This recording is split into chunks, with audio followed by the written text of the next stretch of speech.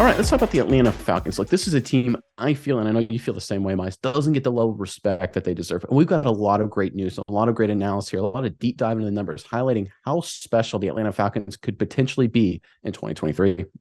Yeah, Nick, we were high on the Atlanta Falcons last year. We saw a ton of potential there, and I think they've only grown on that potential there this year. And speaking of the Atlanta Falcons, we know they made a huge move in the draft this past year, drafting a running back in Bijan Robinson.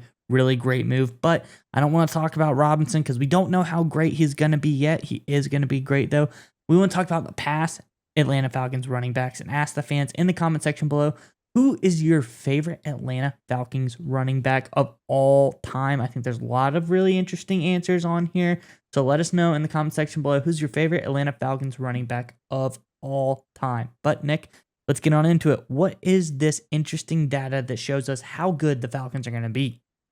Yeah, let's jump right into it. This is a lot of this information is from Warren Sharp over at Sharp Analytics. A lot of great information, does a lot of great research. Really highlighted something special here for Atlanta. If you want to go in and throw up the first tweet in the Twitter thread he posted the other day, Miles, the first thing you'll notice here is that this is teams that won. This is games per team that won the game or it was a one-score loss. So they were in the game is what Sharp's noticing here. Is the Atlanta Falcons had 15 such games. That's right in line, one behind Buffalo, right up there with Baltimore, Seattle, Jacksonville, Philadelphia, Chargers, Bengals, playoff teams, playoff contenders. That's pretty darn good. But here's the next thing. Go ahead and go over to the second tweet in this thread.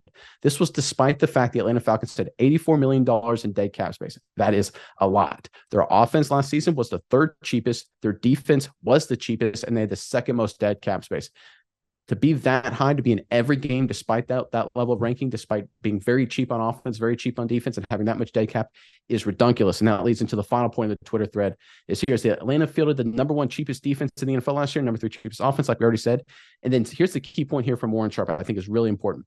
Spending $84 million on dead cap shouldn't allow a team to be competitive in 15 of 17 games, but Atlanta was in 2022. Miles, this is absolutely ridiculous. I think it highlights how good of a coach Arthur Smith is. I think it highlights how much potential there currently is for the Atlanta Falcons. And I want to get your thoughts on this, but before I do, I want to remind everyone to stay tuned to the end of the video to hear a word from our partner, and that is Neuro. Neuro's got a lot of great products that give you a fast and easy boost of energy. So make sure you stay tuned to the end of the video to learn more about Neuro and to get access to our special discount code.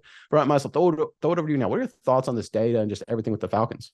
Yeah, Nick, the first things that jump off the page to me is, okay, being close or winning 15 of your games, that puts you in like contention for the first overall seed in that division every time. So the Atlanta Falcons have got to feel good about that. But the second thing I think is 84 mil in dead cap eaten. That is a huge number. But not only that, the first cheapest defense, third cheapest offense, and the results they put on paper. Now, you have that much money, you can't be perfect. So 27th ranked defense per PFF, but second ranked offense per PFF. Those numbers are kind of crazy with all of that, even all of that said, don't you think, Nick? Yeah, and it just speaks to how good of a coach Smith is, like I alluded to. It's one of those things where we kind of forget how important coaching can be. It seems so mainstay because you look at an Andy Reid or a Sean McVay, someone who takes a team to a Super Bowl, and you're like, they're a great coach. But a really good coach can also take a team with minimal talent, which frankly on paper the Falcons were last year, and bring them up with a lot of success. And that's a lot of credit to everything Arthur Smith did. But let's throw it over to Terry Fontenot, what he's done. Because one of the things with the Falcons, we talked about Smith, bringing out the best of his players, maximizing the talent. They just have to be a little bit better on defense and a little bit better at quarterback. And this team's going to be a playoff contender. And they did everything right. You know, you add, of course, Okuda and Bates on the back end, Dupree, Ellis on the linebacker core. Of course, Calais Campbell, I think he's going to be a beast for this front four. They did everything right to improve where they needed to improve on. So this is one of those things. Not only did they perform better than expected, credit to Arthur Smith last season based on the salary cap issues they had, but they took their salary cap advantage now in 2023 and did everything right with it. Miles, what do you think of the Falcons? Do you see this team as a wild card division winner? What are your thoughts on what they're going to do this year? Well, I think if you look at the situation around the NFC South, you got the Saints, you got the Bucks, you got the Falcons, and then you have the Carolina. Panthers.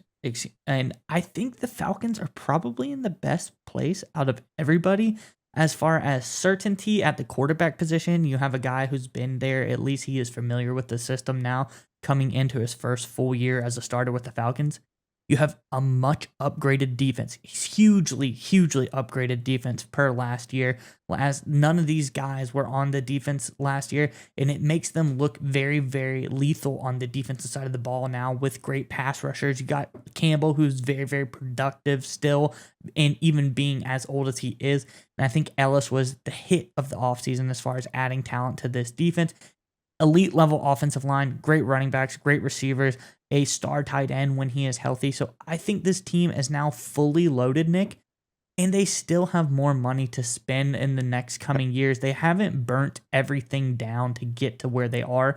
I think that's the key here, and I want to know what you think about it. They have done a masterful job of adding sneaky under-the-radar talent. They didn't go out and splurge on huge superstars. They made good deal after good deal after good deal, and I think that's where they really shined this offseason. Well, yeah, a great example of that's Johnny Smith, right? Of course, they have Pitts. Pitts is their tight end. He's their number one receiving threat. But Smith just gives them another weapon. Of course, Arthur Smith is very familiar with Johnny Smith with their time together in the Tennessee Titans, so he'll know how to use him best. But one of the things with the Atlanta Falcons is that they were in 15 of 17 games last year, Mize. But this is some interesting stats here. I want to read this off to you. They finished 32nd in the NFL, last place in the NFL in terms of quarterback accuracy. They finished 31st, second to last place in terms of pass defense. So they don't have to become a great passing football team. They don't have to become a great pass defense team. They just have to go to average. Better. And they're in the playoffs and they win the division. That's the crazy thing about Atlanta. They don't have to have Desmond Ridder become an all-pro. Desmond Ridder doesn't need to be Jalen Hurts. He doesn't need to be Joe Burrow. Doesn't need to be Lamar Jackson. Doesn't need to be Patrick Mahomes, Josh Allen, whatever. He just has to be average. If they do that, they're in the playoffs. Their pass defense just has to get a little bit better, and it will. Just you add Jesse Bates and Okudah alone, and it's probably already average. Better front four. There you go. And that's one of the things with Atlanta I think everyone's sleeping on is they were in all those games last year so competitive down the stretch, right in the thick of things, despite being really bad, where it's really tough to be competitive when you're really bad. If you're bad at quarterback in terms of accuracy and you're bad at pass defense, those are the teams that usually win 2 games. Yeah, they're out of every game. They get blown out all the time. The Atlanta Falcons under Arthur Smith were in every game. They get a little bit better at those 2 areas, and I think they will. Desmond Ridder, year 2, they made all the upgrades on defense. This team is a division winner. Look, the Saints are the only team that could compete with them. But I tell you what, they have injury issues. We don't know what Derek Carr is going to be like. You brought up the stability, of course, that Desmond Ridder is going to have year 2 in the offense. I think they're the favorite to win the NFC South right now. Yeah, they look really strong. I think they've done a masterful job in wrapping this team up. And I'm excited personally to see how they do next year. This is a team I'm going to keep my eye on. I know you will too throughout the whole season. I think they're going to surprise a ton of people. All right, Miles, we would like to give a special thanks to our partner today's video, Neuro. That's right, Nick. And I want you to go with me on a journey really fast. I want you to imagine this. It's 4th and goal in the big game, Nick. Your team is relying on you to make the big-time game-winning play. I know you've been in this situation before, Nick. The stadium is roaring. The clock is ticking. The game is on the line.